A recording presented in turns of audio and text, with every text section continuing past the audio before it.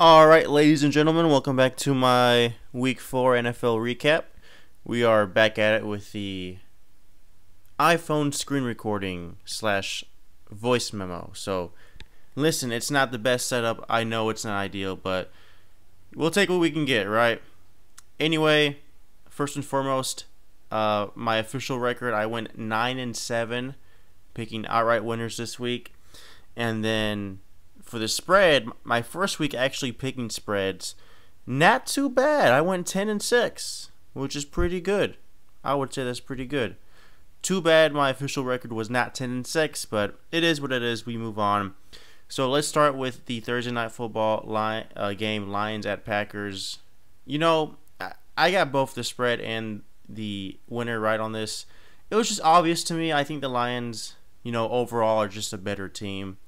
And with the Packers, like I said in my last video, Love is not that bad. He is not that bad, but I still think he needs some time to grow and get more accustomed to being a starter in the NFL. So that was a pretty easy pick for me. I swept that game. Next game, an England, United Kingdom game. Falcons and Jaguars. I really only picked the Jaguars here just because I thought it was going to be a bounce back game for them. Getting embarrassed at home against the Texans. And then the Falcons with Desmond Ridder. I think it's obvious at this point, he's not him. He is not the franchise quarterback. I mean, he can't even distribute the ball correctly. And the Jaguars easily won this game and covered the spread. So, pretty easy pick for me there. Next game, all right, we started getting into games that kind of ticked me off a little bit. So, the Rams at Colts. Initially, I had the Rams winning this game and covering this spread, which I believe was -1. But then I was like, you know what? There's too many favorites winning. Like, I had to. One thing in the NFL you have to know is that you have to change things up. Like, sometimes your initial pick, you have to flip it opposite. Right? Because it's not always what you expect. But man, listen, the Colts almost pulled this off. They almost pulled it off. I was very impressed with the Colts. Moving forward, I am going to pick them with, more regard. But yeah, the Rams come away with this one. Look, that rookie receiver is just something else, man. Pachua, I don't know how you say his last name, but he is the real deal. He's really the only reason they won this game. Otherwise, it would have been a tie, which, hey, if it was a tie, I wouldn't have mind, because instead of going 0-2, I would have gone 1-1. Or actually, yeah, 1-1. Or, 1-1 tie. Because I had the Colts plus 1 or plus 0.5. That was a stupid game, whatever. I'll take the loss there. This one, the next Ravens at Browns, this one I was not happy about, because I picked this game with the assumption that Deshaun Watson was going to start. And then what do you know? I believe it was the morning of, or the wee hours of the morning, or super late at night Saturday, they announced that Deshaun Watson will not be starting. Instead, I don't even know who was the quarterback it was a rookie from UCLA, which he's not that bad, but he come on, you can't just throw him into a divisional game against the Ravens. You're just setting him up for disaster. So this game was stupid. I had the Browns winning, but I had the Ravens covering the spread, so I actually went 1-1 in this game. But still, I'm still gonna count it, obviously, but it's just one of those games where, maybe if Deshaun Watson started, maybe the outcome would have been the same. We just never know. But that was a stupid game. We just gotta count that as a wash. Next game, Vikings at Panthers. This was the bounce back game that I expected it to be. The Panthers defense did startle me a little bit. I was unsure if Bryce Young was gonna play, because there is a difference. If Andy Dalton was gonna play, I think their offense would have been a lot more potent, a lot more explosive. Because the way he moved the ball against the Seahawks 2 weeks ago, just super impressive. And Dalton's a veteran quarterback. He knows what he's doing. Whereas with Bryce Young, he's still a rookie, right? But yeah, I mean, I had the Vikings winning this game and covering the spread, which they both did. It wasn't as pretty. The Panthers started off with that pick six, going down the field and scoring. It wasn't the prettiest win and cover, but we'll take it. Moving forward, I do not expect the Vikings to win any games, to be honest with you. Next game, Bengals at Bucks. Bengals at Titans. Man, another sweep for me. I had the Titans winning this game and covering the spread, which they did. This was, oh my gosh, how can you be on the Bengals bandwagon after this game? Like, come on, they're 1-3. Like, something is up. It's so obvious.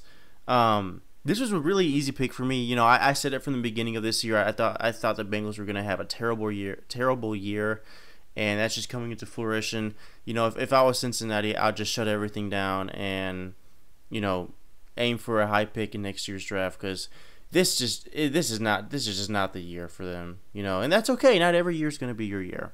Titans, even though they won this game, I don't expect them to really do anything moving forward. But they were the better team in this game, obviously. Next game, Buccaneers at Saints. Ooh, another sweep, man. I did really well with these afternoon games. So you had the Buccaneers just wiping the floor with the Saints. Now, I have to be honest, I initially picked the Saints to win, only because I thought Derek Carr was gonna be back, which he wasn't back, or he was back, which was weird. I'm very disappointed with the Saints offense, especially with Alvin Kamara being back. It's like, how do you not score more than 9 points? It was a terrible game for the Saints. Listen, the Saints are going to fumble the bag again. And honestly, I think if they don't make the playoffs this year, they have to shut everything down and do a complete restart. Hey, but good for the Buccaneers, though. They are exceeding expectations. So, good for them. I had the Bucs winning this game and covering the spread, though, so I did sweep that. Next game, Dolphins at Bills. I am a little disappointed with myself because initially I had the Bills winning and covering, but then I was like, you know what? This is going to be a high-scoring game. We're going to see a lot of points. You know, I could just envision a scenario where, you know, Miami scores a touchdown in garbage time and miraculously cover the +3 spread, which they obviously didn't. I mean, I was right that it was a high-scoring game, but obviously the Dolphins didn't cover, so I went 1-1 in that game. The Bills are the Bills the best team in the NFL now? That's a real question we need to consider. Next game, not too good. Broncos at Bears. So I had the Broncos winning this game, or sorry, I had the Bears winning this game and covering the spread. Obviously, they didn't win, but they did cover the spread +3.5. Listen, it's the Bears. I mean, even with the lead, you just never know what's gonna happen. And the Bears were leading this game, and they just lost the lead and fumbled the bag. So, good job, Broncos. Whatever. Commanders at Eagles. Very similar game. I had the Commanders winning in an upset and covering the spread. That obviously did not happen. Came very close to it. The Eagles, though, are very vulnerable. You know, I've been saying this. They are not looking like the same team as they were last year. They're not dominating teams. Not blowing teams out. So, you know, next year against the Rams is going to be very interesting. But if you're the Commanders, like, how do you not go for it when you score that last-minute touchdown? Just go for 2 in the game. And if you don't in the game, then just be like, hey, we tried. Like, we gave it all we got. But you don't go into overtime and give the Eagles a chance to go down the field and win. Whatever. Next game, wow, I completely missed on this game on both ends of it. Steelers at Texans. I had the Steelers winning this game and covering the spread. You know, my logic there was the Steelers defense. I thought they were going to come through, and they just you gave up 30 points against the Texans. What? So I have to reevaluate my opinion on this team, because that's just awful. I mean, it wasn't even a close game. You lost by 24 points. Terrible. I lost both the money line and spread on that game. Raiders at Chargers. All right. I thought Jimmy G was going to play in this game. I'm not going to lie.